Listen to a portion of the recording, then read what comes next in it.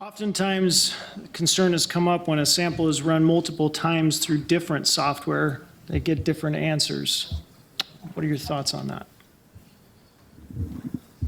Yes, so there's certainly, especially the software programs like StarMix and TrueAllele that use the Markov chain Monte Carlo. It's a random type process of how these weights, how these probabilities are built. And so you could run a sample multiple times, you could potentially get a range of answers. It just depends on the sample type and the number of contributors and so forth. So this is where Drew was mentioning, oftentimes what labs will do during their validation studies is they'll find this sort of range of where the likelihood ratio is between 1 over 1,000 to 1,000. They'll consider that to be inconclusive based upon their validation, where you could get multiple you could get multiple answers, and you may find that non-contributors could give a positive likelihood ratio. So there are other programs out there, not meaning to focus on those two. There are other programs out there like Lab Retriever that will give you the same answer every time. So it uses a certain model that is consistent with using the probability of dropout. It's not modeling peak heights and things like that. So you run that sample through 1,000 times, you'll get the same answer 1,000 times. It depends upon the software and the models that are being used. So are you asking about like with using the same software over and over again, or using different softwares and getting different answers? Both. Okay, I mean, because that's part of the issue with because you do these multiple simulations and you can do TrueAllele with different numbers of contributors and you'll get literally a different answer every time. And so then the question is, what is the acceptable range of variability? And that's a really good question. And not knowing what the software does, I'm not even sure what that would be, whether it should be something like Lab Retriever that should be getting something closer or not. And then, of course, what's really troubling is when you get sort of disparate answers where you have one person saying that it's inconclusive and the other person saying it's a strong inclusion or a strong exclusion. And again, without sort of us being able to assess what these programs are doing, you can't really determine any of their validity. Rock, did you have anything to add on that question? No, Mike actually has produced some data that is out there in the public domain that shows the variations between the continuous allele and lab retriever that's, as I said, in the public domain that he may want to talk about that actually demonstrate changing conditions and the variability, but the variability between the different softwares too. Yeah, you almost expect that because these programs are not simply the same math, you just have a different label. You don't have simply a label that StarMix is slapped on their software that's the same software that has TrueAllele slapped on it. It's just each one of these programs have different models, different assumptions, and you expect to see situations like what happened here in New York, the case with New York versus Hillary, where one probabilistic program gave an inconclusive type result and another probabilistic program gave a high likelihood ratio in favor of the prosecution's hypothesis. So it really comes down to being able to understand why and then be able to explain what's going on in these programs that would create such an answer. We'll take questions from the audience at any point, and if not, I'll keep going with the question list that was submitted. So if you have questions, just raise your hand. But one of the things that came up was that the analysts do still make determinations in running these softwares. What are some of those determinations that the analysts are making, some of the assumptions, and maybe we can educate a little bit on that. Well, I can say that what I've seen is what they'll do is they'll do multiple runs and they'll decide which one they want to pick. And it's really sort of not quite clear how they do that. They sometimes they'll just say we're looking for the best data, meaning the one that's most inculpatory to the defendant, although, again, it sort of depends on, and it's not really clear what those criteria are or how they're deciding whether there's 3 contributors or 2 contributors or 4 contributors. And so there's some selection process in there. And I mean, I believe they can also look at the data itself and decide what data is, appropriate to be considered by true allele. And certainly there's a certain amount of transparency. As long as you're transparent about that, that can be okay. I mean, there's a certain bit okay about it, but at the same time, you still need to know what the process is or how you reach these conclusions and how the training is. Right, so there are certain things that need to be, for the likelihood ratio, at least currently, most of the programs, you have to determine up front the number of contributors, and sometimes that may be complicated, that may be confusing, like Drew mentioned this case where it appeared to be a 3-person mixture, and, I guess the lab decided to run it as a 2. So the lab still needs to do an analysis of the mixture. They still need to determine the number of contributors. The only program, to my knowledge at the moment, is Charles Brenner has a program, DNA View Mixture Solution, where it's independent of having the end user, to input the number of contributors. His program will try different number of contributors until it finds the highest likelihood for the prosecution and then the greatest likelihood for the defense, and that becomes your likelihood ratio. So in that case, you may have an example where the prosecution may think that it's a 2-person mixture and the defense may think it's a 3-person mixture, and Charles's program will run that scenario. And so you don't have to input that. It will do it automatically. That's the only program that I know of at the moment that where the number of contributors is not really an issue. He takes care of that. I'm interested in your thoughts on, should the analyst get the prosecution, when they're obviously going to get the prosecution theory, but the defense theory in advance so that they can be prepared to testify about that theory in court? That's always an interesting question because, sometimes we may have a theory in mind. The theory is usually he didn't do it. And whether it's because his DNA is there for another reason or something else, it's really sort of, one of the decisions oftentimes depends on what else comes in at trial. And ostensibly, the burden is on the prosecution for every step. So, we should take their theory, I guess, at that point. Yeah, that's something that, in an ideal world, it would be nice to have everyone in the room to talk about it, but typically that's not going to happen. So generally, when I teach labs about likelihood ratios, we try to think of, what's the most plausible explanation for both prosecution and defense, with the understanding that the defense is allowed to hold multiple propositions. So they may have HD1, HD2, HD3, and so forth, have multiple hypotheses, and those may need to be reported equally. So in the report, you would have 3 different likelihood ratios because of the different scenarios and so forth. So it's not an easy cut and dry situation when you're formulating these propositions. Mike, we were talking about some of those challenges that it presents to laboratory staff when they're asked to calculate something on the fly. Maybe you can go into that a little bit. Yeah, so typically if on the stand, I guess, if the defense decides to say, well, did you consider this scenario, then, with these probabilistic systems, it's not something that you can do with a calculator and a pencil. You'd have to go back and redo it, and, it has to be technically reviewed and so forth. So it's not the kind of thing that can be quickly addressed when you're using likelihood ratios. What are some of the trends that you're seeing coming out of laboratories? What are they validating? What's going on in the country that you're seeing? Well, like I mentioned that one slide, there's a lot of labs that are moving to these probabilistic systems. I think that one thing that, in talking with labs, I think the real challenge here, there's definitely roadmaps that are out there for doing good validation studies and so forth, but I think one of the challenges is really this likelihood ratio, that labs who have consistently only performed CPI wish, at least labs I've talked to, that have consistently performed CPI and now are doing probabilistic genotyping wish they had a few years doing likelihood ratios before they started jumping into the probabilistic genotyping. Matt, can I just throw one thing in?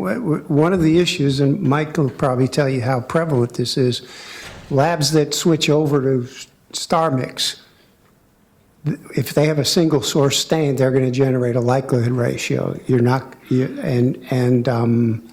As a prosecutor, I can tell you, hearing a likelihood ratio versus a normal product rule output, it's worlds apart. It's like we're from different continents on there. So it's a surprise to many prosecutors when they get a single source stain report to see a likelihood ratio with the hedging language that is contained in a likelihood ratio versus what they used to get.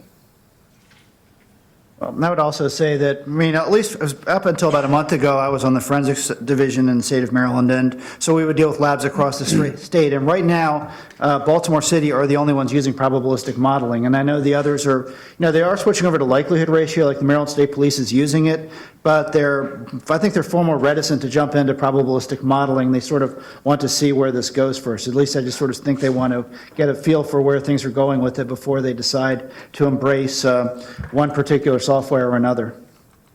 I know, Mike, you're seeing some of the early trending data with what software systems labs are going to. Are you starting to see some trends emerge? Well, again, a lot of labs are moving, it appears to me, are moving to StarMix. You can see from the data that was presented from this website where I got those numbers.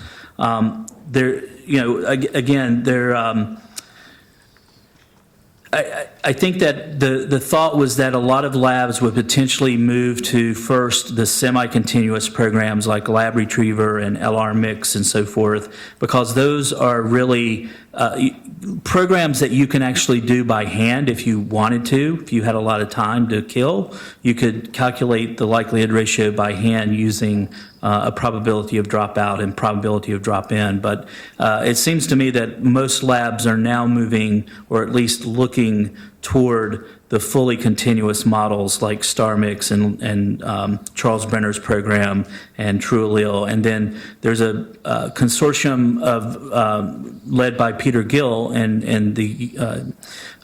Europe, Euro4Mix, which is actually an open source, so it's free. You can download it and use it without having to pay. It's a continuous approach. It's doing more of the brute force. It's not really doing a Markov chain Monte Carlo. Neither does Charles Brenner's program. But there are now a lot of options that are out there for labs that are looking to move forward. The last question I had on this topic was we talked a little bit about Texas and their approach to going back and looking at cases. I know a lot of labs around the country, including mine, made offers to the prosecution to go back and redo calculations and things like that. What are you seeing around the country with the lab's responses to dealing with this, or prosecutors or defense? How are they dealing with this issue retrospectively? As I said, it's either something or nothing. And for example, in the state of California, we have some very active prosecutors' offices who've tried to raise the issue on a state level. And people are pretty much free agents out there, so I honestly can't say how many people have updated it. Some have said, I'm not going to look at an old case unless somebody asks me to. And how you get to that point is very complicated. I will, because some of these things have discrete dates when things changed. And so some counties, large counties, have found themselves in a position where they're going to trial on a case where the work was done before one of those days, but they're not going to revisit it. And as a prosecutor, I can only say, that just looks bad. It's a guy like Drew could really confuse things by pointing out the inconsistencies between those things. So it's one of those things where you're damned if you do or damned if you don't. You only know whether you did the right thing if the legal system doesn't chew you up for not doing it or for what you did do. So, but doing nothing seems to be, I think, the prevailing attitude. And even, as you said, offering that to the prosecution, that probably gets you off the hook, but depending on what the case consisted of, it may not get the prosecution or law enforcement off the hook. So we're all in this together. I don't really see much movement on this at all. Where we see this issue come up, actually, a couple situations. First of all, when you get a cold hit from a case that was done before, they switched over, so then it's a question of which protocol you use. Or remember a couple of years ago, there was a case where it was a retrial. It was a particularly ghastly triple beheading, where there was this mixture of multiple people. It was like a 3 or 4 person mixture where they were all relatives. And the issue was that the work had been done prior, the original work had been done in like 2008 before they had switched over to the stochastic threshold, and they wanted to keep using that work. And I think the judge actually made a ruling in that case that there was no, quote, grandfathering in bad science. So they sort of moved forward and they were required to use the new protocols and thresholds, but that's always sort of an issue. All right, well, we'll transition now to our familial DNA discussion. So we're going to start again, same order, and we'll start with Mike. So I'll give just a quick review for those of you that aren't, again, accustomed to doing DNA. So if we have, say, 2 parents here, a mother and a father, they will provide half of their DNA, barring a mutation, to their child. Now, siblings will actually also share half of their DNA on average. So if we take a look at a parent-child, we would expect, again, unless a mutation has occurred, that you can find at least one allele here, you will find one allele in the parent genotype compared to the child. Again, siblings are a little bit different. You could have, at one particular genotype, one particular locus, you could have a situation where they both inherit the 10 and the 13, so they have 2 alleles in common, or you may have loci where they only have one allele in common, or you could have loci where they share nothing in common. That is, their parents are heterozygotes, 15 and 14 and a 15.2 and 16, say, and in this situation, neither sibling has any alleles in common. Now, when Drew was talking about this likelihood ratio, what the F is it and what is it, this likelihood ratio is not a new thing. In fact, paternity testing has been using likelihood ratios since the 1930s. So whenever you get Maury Povich coming out to say you are the father, they're using a likelihood ratio to do this, to get these probabilities.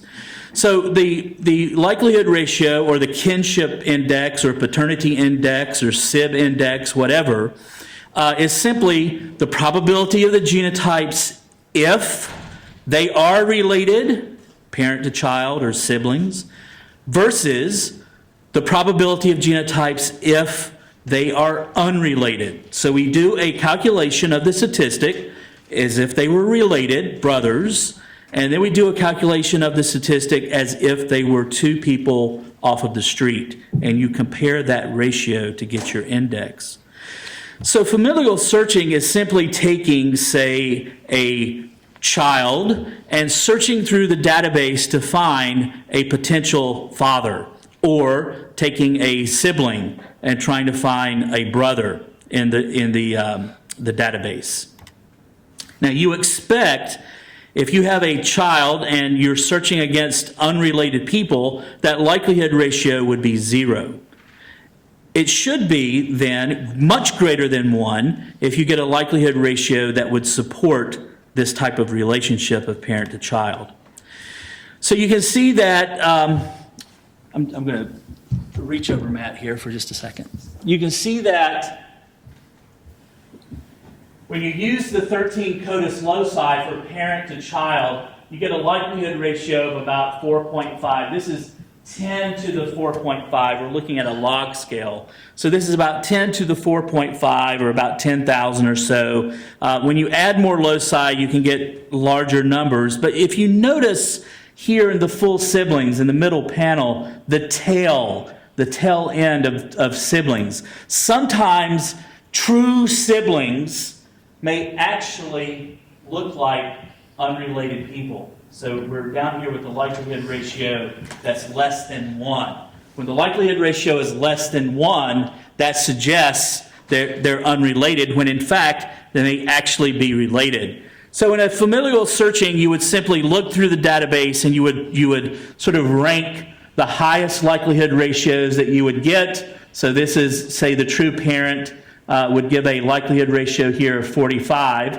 Perhaps we're only looking at a limited number of loci, or there's been a mutation or something. So there's a possibility you may actually get false positives, where someone in the database who is actually unrelated may look like they could be a father to this person of interest. So you get these false positives. So the true relatives may not always have the highest likelihood ratio. Let me give you an example. Matt talked about John Butler. John Butler has 4 brothers. 2 of his brothers have likelihood ratios of 1 and 2 if you're looking at 13 STRs. So in other words, 2 of his brothers, because there are several loci where they have no sharing, actually look like unrelated people to him. And even if you add more loci, if you add 19 STRs, one of his brothers produces a likelihood ratio of 2, which again is very, very low support that he and his true brother are actually brothers based upon the DNA. So one thing that you can do to sort of decrease these false positives is to first use more loci. We now have kits that have greater than the 13. We've now moved to 20 required loci. You can also use Y STRs. So if you have multiple people on the list that potentially may be putative fathers of the person of interest, but you go to the Y, you are usually, because of the high discriminating power of the YSTR kits that we're using, you can usually eliminate those false positives. So typically, most labs that are doing this familial searching have a 2-step approach where they use the autosomal STRs to find a list of the highest ranking putative fathers, and then follow that by a Y test, YSTR testing. This is from a paper that Stephen Myers published about their experience at California DOJ from their validation studies. They found that about 89 to 97% of the authentic fathers and about 60 to 74% of the authentic brothers could be detected using their approach, using their validated study. And so that provides confidence that they're able to detect a true relative, paternally related sibling or parent or child could be in the database. And that's very similar to other studies that have been performed. So I'll turn it back over to Drew. Just preface this by saying that this is an area where I really don't have a lot of experience, because as long as I've been in the state of Maryland, these searches have been banned by state law. And so when sort of thinking about this, the first thing I wanted to do was sort of encapsulate my thoughts. And a lot of times I'm working on a case, the easiest way to do it is sort of do it in a haiku format. And so, behold, this profile kind of matches the sample, test the relatives. That's my haiku for dealing with familial searches. It's kind of like a presidential tweet, only it doesn't say the word sad on the end of it. And just basically, Maryland explicitly bans familial searches. And the reason why they do it, the history behind this was back a few years ago, I think like 2006 or 2008 or so. And what was happening was that they wanted to expand the DNA database to arrestees. And if you were living in Baltimore during that time period, that was the time of mass arrests, where basically the mayor at the time, a gentleman by the name of Martin O'Malley, maybe you've heard of him, he was trying to arrest his way out of a criminal justice problem. So he was basically just have these mass arrests. And so they sort of realized that just because somebody was arrested didn't mean that they were committing a crime. So the compromise was, okay, we'll expand these to include arrestees. But you really shouldn't be testing the relatives of these people who have just been arrested, because then you might be like 2 degrees of innocence. You've got somebody who was arrested who hasn't been convicted. Oh, and we're going to search the database and get somebody who they were related to who's doubly not guilty, I guess. And so basically what happens with familial searches is that it sort of creates a new class of people. people who are in a suspect class through no fault of their own, basically because of who they're related to. This is what the people who are convicted of felons or what have you, and they're subject to being investigated, and they're subject to be interrogated, and they're also subject to having their DNA searched. Basically, it depends on how well regulated this whole process is. And the question is, okay, I mean, can crimes be solved by this? Of course. I mean, anytime you inject a new investigative procedure, you're probably going to get some positive results from this. But how effective are the searches in terms of what they're going through? And an article I found, this is actually, albeit it's an Erin Murphy article where she was citing California's familial searching as of 2012. And imagine there are people in this room who probably have more up-to-date statistics and can say, so I'm just going to put this out there with a grain of salt, was saying that out of the 37 times that they had done the searches, they had failed to find a viable suspect 9 times out of the 10. So how much effort are you how much bang for your buck are you getting through creating this entirely new suspect class of individuals? And so then I guess the question is, if you are going to be doing this, you have to make sure that what you're doing is fairly heavily regulated, and regulations are involved in both searching the database and investigating the case. And so when searching the database, and I sort of was looking at the New York rules that were posed in the, somebody had sent to me, basically the case requirements. What is the actual case? Like, can it be a parking ticket? Can it be a murder case? Does it have to be a murder case or a rape case? And then one thing just to be cognizant of when looking at this is that they never take this away. I mean, right now it'll be, rape and murder, but I mean, 10 years from now, could it be, burglary cases? Could it be, shoplifting? I mean, that's sort of the thing that these things, once these things go into place, they're always going to, move down. And, I don't want to turn into alarmist, but that's just sort of the reality of the situation and serious cases and also exhaustion. And again, anytime you sort of set forth these procedures, that you're always going to be looking for ways to make sure that you've done everything else. And then also, who makes that determination of exhaustion? And then what are the sample requirements? Are they single source, direct connection to the crime? And again, who is making these determinations? Is this something that's going before a judge, or is there just somebody in a room somewhere just making the subjective judgment about this that's not subject to review? And then the second question about regulating this in terms of familial searches is, what are you allowed to do when investigating the lead? Can this information serve as reasonable suspicion? So in other words, before magistrate review, can you just pull somebody off the street and have a conversation with them based upon the fact that they're related to somebody in the database who's pretty close to the sample? Can it be used for an application for a court order? And what I'm thinking about here are phone records, because obviously the first place that you're going to be looking to determine whether somebody's a viable suspect or not is you're going to want to pull their phone records to see where they were, whether they were actually in the area of the crime at the time of the crime. And the standard of the Stored Communications Act, I believe, is sort of ongoing investigation. So is that sufficient to meet that standard for court order? And then also, can this information be used in a warrant? Can you establish probable cause based upon a close match of a relative? And even by itself or in conjunction with other evidence. Like you would say, well, Your Honor, he was in the area at the time, and plus he's got this, close match to DNA. And then what should be told to a judge? Should the judge be aware of the likelihood of false positives, or how many times that these have not come through? I mean, that's one of these things that for a judge to hear, well, a DNA match to a close relative, golly, that sounds pretty good to me. And so you have to sort of know what is being explained. As I'll just say that a lot of the judges I have come across have been, shall we say, science averse. And if they do get a sample from an individual, what can they do with it? Can they just sort of do whatever they want with it, or are they limited to that particular case? And these are all things that sort of have to be thought of and just determine what types of regulations you want in place to prevent any type of abuse. As in, what I'm concerned about is a case where they get a sample for a case where he's like, well, there's no way, I didn't do that case. And the next thing you know, they run it and they find some other thing that they didn't have the consent to run it with. And then what is the role of judicial oversight? Is judicial authority needed for the database search? And again, this goes back to when they're initially putting it into the database. Should they be going to a judge to see whether that's appropriate or not? How involved are the Are the judges at each step along the way, so that each step, when they get some additional piece of information, do they have to run it by the judge before going forward, saying, okay, you can now make contact with this individual, or, okay, under these circumstances, you are now allowed to pull the phone records? And so, or is this one of these things where they're, once they get a judge to sign off, the judge just sort of lets them do whatever?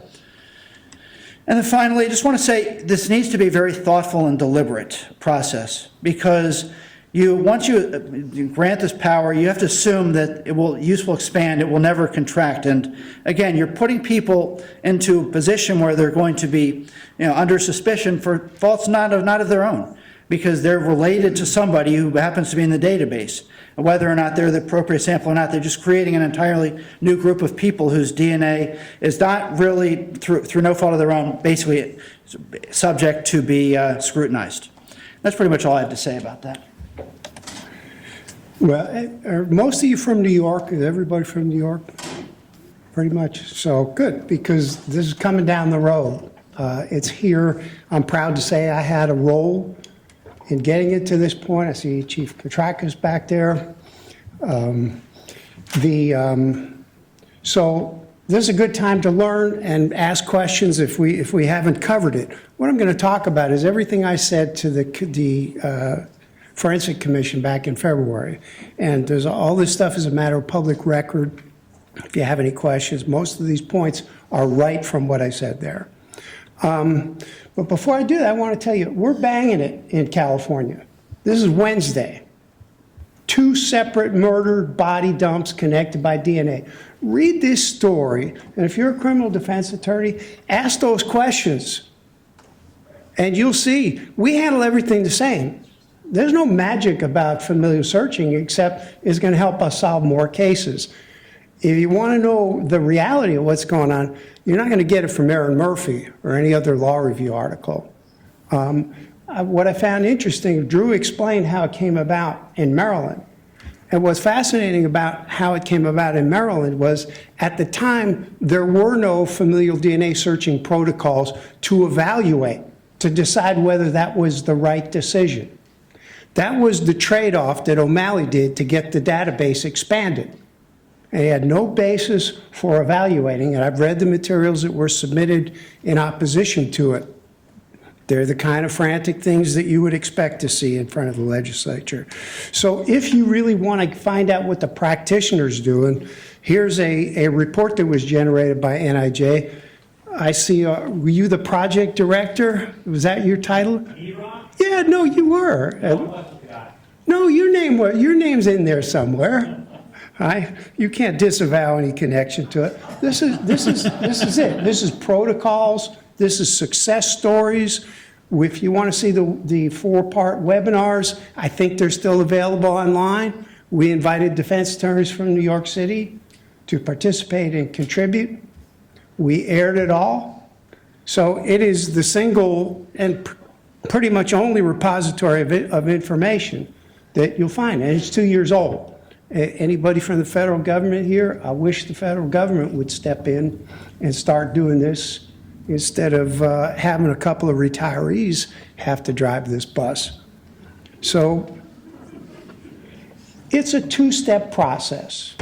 I hate it when I hear scientists talk about false positives. And why is that? Because if you define it as a 2-step process, the way we've defined it, we're asking the question after an unsuccessful CODIS search, is there a close relative of the person who left the evidence in the database? Okay? When you ask that question, you're always going to get a yes answer. And there's going to be a quantitation, and they're going to be ranked in order of most likely to least likely. So there's always going to be an answer, and there's always going to be a number to it. And as Mike said, the most likely person is not necessarily a close relative. It's just serendipitous that somebody looks more like a close relative than the true close relative does. That's why there's 2 steps to it. We call it a candidate list. The sizes vary from 75 to 150. It's part science, part policy. Step 2 uses, for the most part, YSTR testing, the male lineage marker, to confirm or refute the question of whether or not there's a close relative in there. They're designed only to provide investigative leads pointing to true close relatives. The majority of the attempts to do these things have produced no investigative leads. The familial searching ended with that outcome. That's the right outcome. Now here's where I think, and those are all good questions that Drew posed. Virtually every investigative lead produced in this country has led to the true close relative, the offender.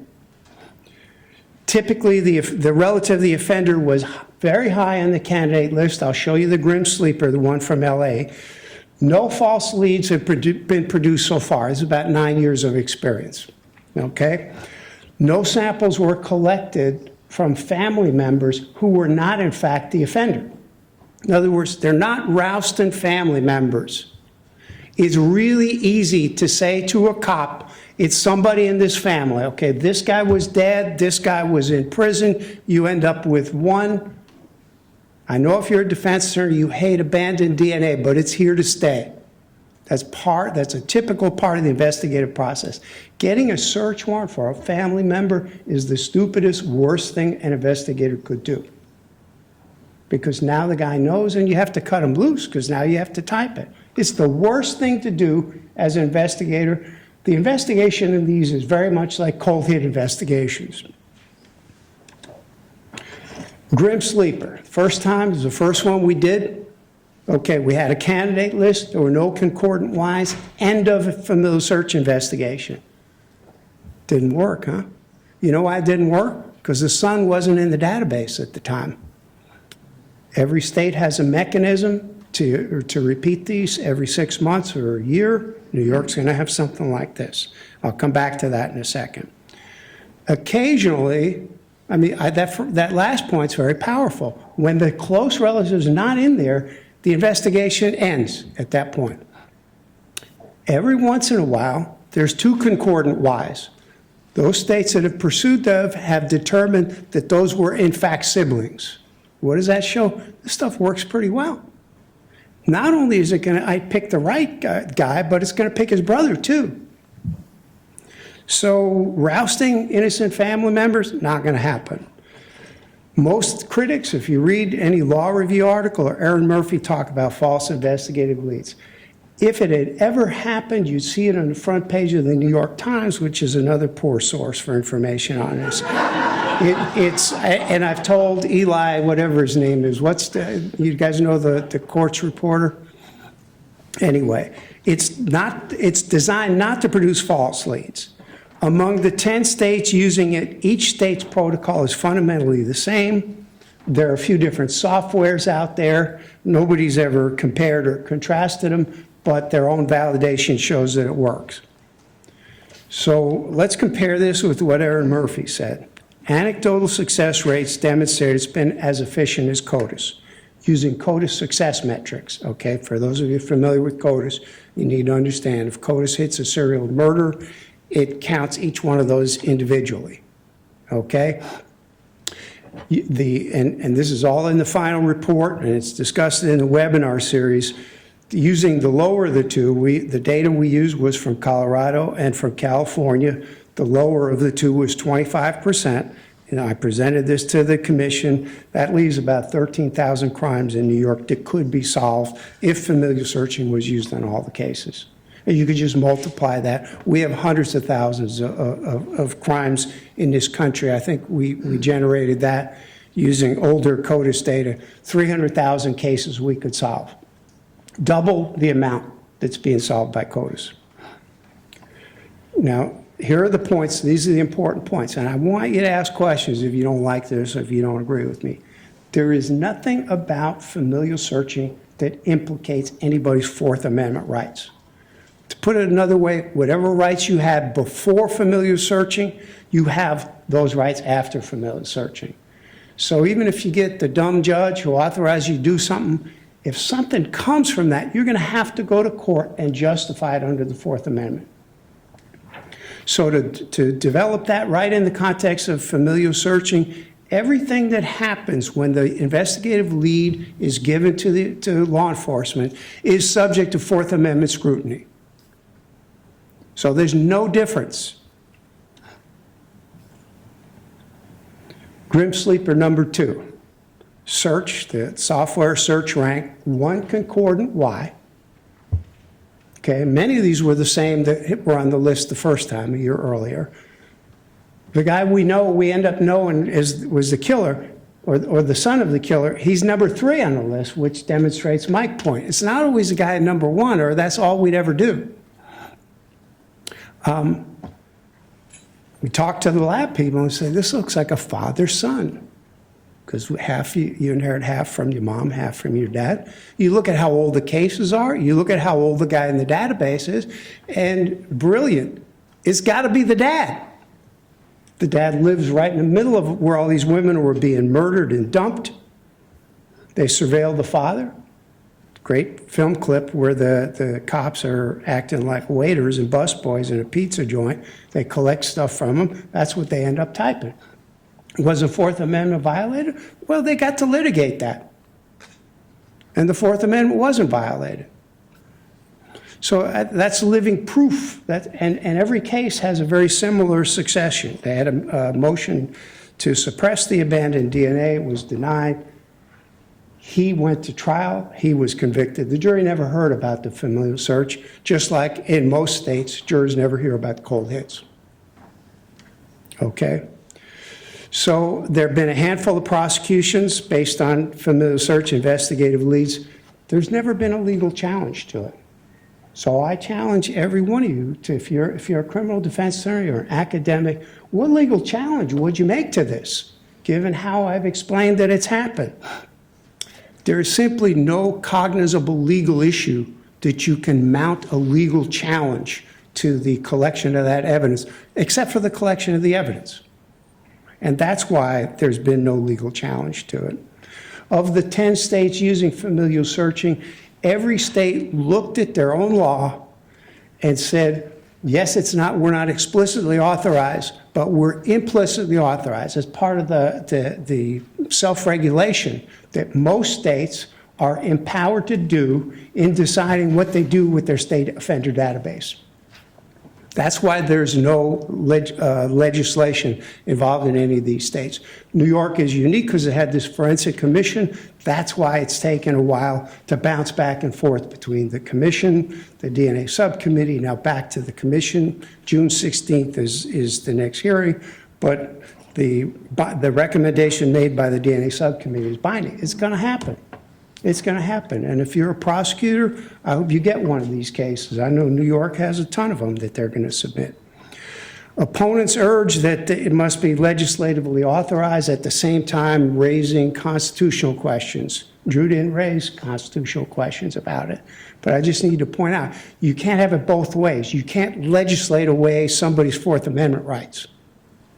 So to focus on the real issues, you have to pick one or the other. And I don't know how you feel about your legislature. I know my legislature is the worst place in the world to try to make any progress in. You come out with less than you went in with. Here's the most sensitive part of this. Whenever race gets injected in something, the room gets polarized, okay? The process is race blind.